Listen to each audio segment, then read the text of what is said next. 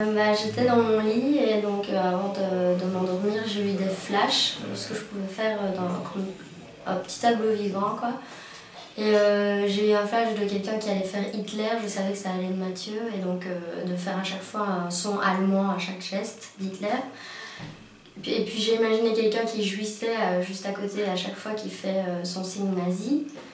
Puis j'ai pensé à des images genre quelqu'un qui lance des avions en papier sur 2 tours jumelles, quelqu'un qui fait la Macarena, quelqu'un qui sait pas le faire juste derrière, 2 personnes qui font la position du Kama Sutra. Enfin, j'ai eu plein de flashs comme ça, je sais pas d'où ça m'est venu, quoi. Et j'ai imaginé vraiment un petit tableau vivant, quelqu'un qui passe aussi avec un cintre pour enlever tous les habits de tout le monde, en faisant des très grands pas.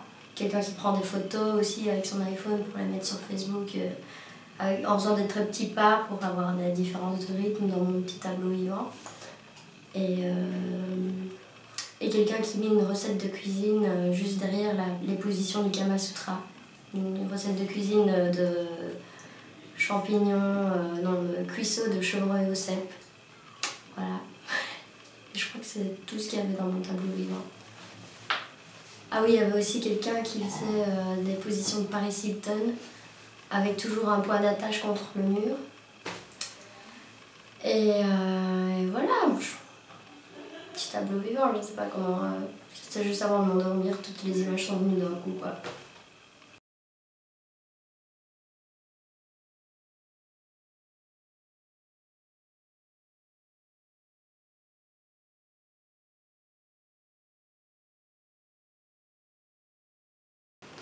D'accord. Il y a 1 ou 2 semaines, j'étais en train de descendre mes poubelles dans ma résidence. Et en entrant, j'ouvre la poubelle, je mets mon sac, puis je vois un manche de guitare qui dépasse. Alors je prends, je dis tiens merde, une guitare. Et toute neuve en plus, enfin qui pue la merde, mais bon. Alors je la prends, je la pose sur le côté et je dépose mon sac poubelle. Voilà. Puis après je pars, je remonte dans l'ascenseur, je redescends, je me dis mais non c'est trop con. Je vais quand même pas laisser une guitare à une personne de eux, donc... Enfin, voilà. Et du coup je redescends, je chope la guitare, je la ramène chez moi, puis je la lave, je la fais passer sous l'évier et tout. Et puis je me mets à jouer un peu, enfin j'essaie de voir, elle a l'air en parfait état tout. Mais donc après je descends voir l'intendante et je lui dis que j'ai trouvé une guitare dans la poubelle et je me demande s'il y a personne qui a balancé ça par erreur, quoi. Elle me regarde avec des yeux bizarres et bah je sais pas, vous l'avez trouvé, vous le gardez. Hein. Bah, voilà, donc mais bon après je me suis rendu compte que la guitare elle avait un gros trou dans le manche. Donc bon, et puis en plus j'ai vraiment une merde à la guitare, elle a les cordes toutes rouillées et non, vraiment, je suis vraiment une merde en guitare, donc pour l'instant je la laisse dans un coin. Mais bon. Oh voilà, j'étais content.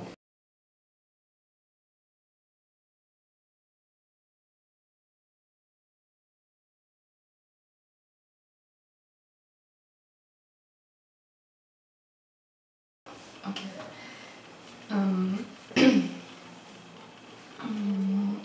Donc il s'agit en fait d'une relation d'une femme que j'ai rencontrée en travaillant dans un bar. Elle était chinoise, elle faisait des études à l'étranger, on était tous les deux à l'étranger. Et donc de fil en aiguille, on a passé un certain temps ensemble. Et c'était une forme avec une forme de plus ou moins d'intimité. C'est quelqu'un qui demandait beaucoup de protection, qui me prenait beaucoup d'énergie et qui était assez fascinant. Et un jour, j'en pouvais plus. Elle me demandait trop de protection et je l'ai perdu de vue en fait. On s'est quittés. Et j'osais pas répondre à ses mails parce que c'était toujours des mails enfin, peut-être trop complexes, trop littéraires. Et voilà, j'ai souvent pensé à elle. Et 2 ans plus tard, je l'ai recroisée à Marseille. Alors qu'elle n'était pas censée être en France et je n'étais pas censée non plus être à Marseille, dans la rue. Je lui ai dit bonjour, j'étais plus ou moins censée aller quelque part. Et j'ai pas osé, j'ai pas osé ne pas aller là où je veux aller. Et ça fait 10 ans aujourd'hui. Voilà. Et je regrette.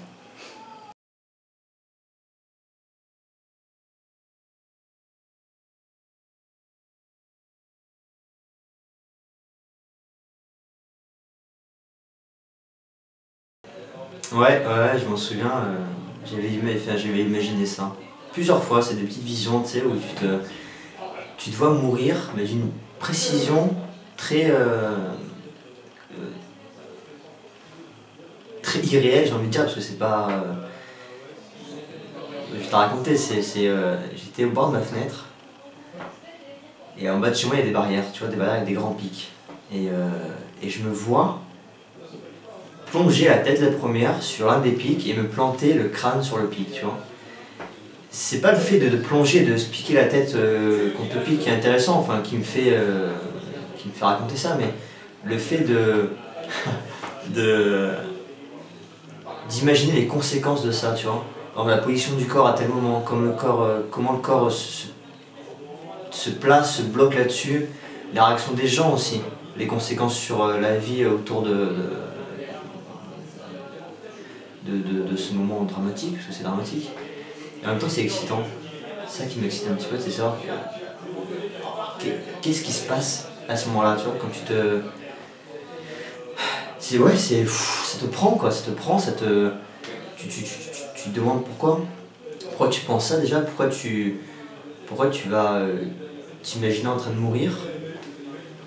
Et quand je te parle de précision, c'est vraiment ressentir le pic rentrer, par exemple, tu vois. Vraiment, ce moment où tu as le pic qui rentre, qui s'enfonce, t'imaginer les dernières pensées que tu peux avoir à ce moment-là, tu vois.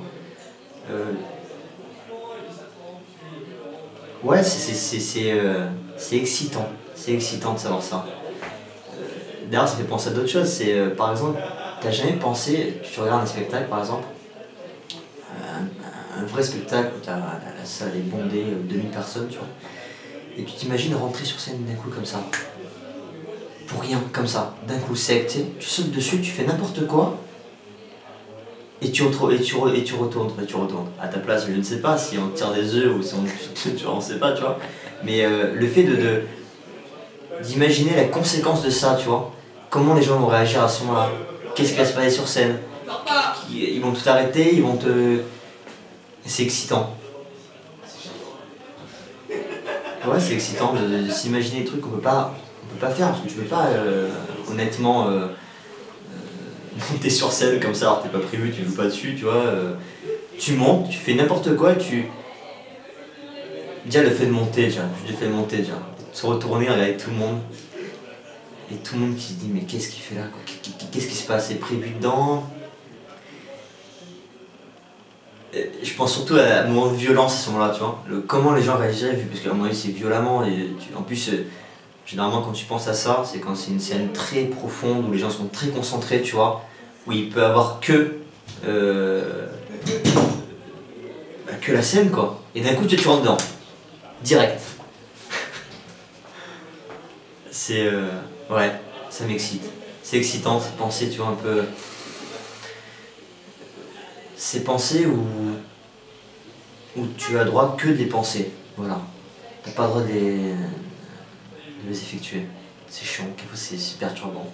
Bon, je te rassure, hein, celle où je saute du balcon, je pense pas la faire un jour, tu vois. Mais c'est vrai que... Ouais, tout ça, même dans le métro, il y a plein... Enfin, dans le métro, t'es assis dans le métro, par exemple, et... tu t'imagines mettre une gifle au mec en face de toi, alors qu'il lit un bouquin tranquillement. Mais c'est des... Comment dire, tu peux pas... Pourquoi te mettre une gifle, pourquoi, tu vois, ça sert à rien. Mais juste pour imaginer sa réaction. Pour voir comment ça se passe, les gens comment vont réagir à ça.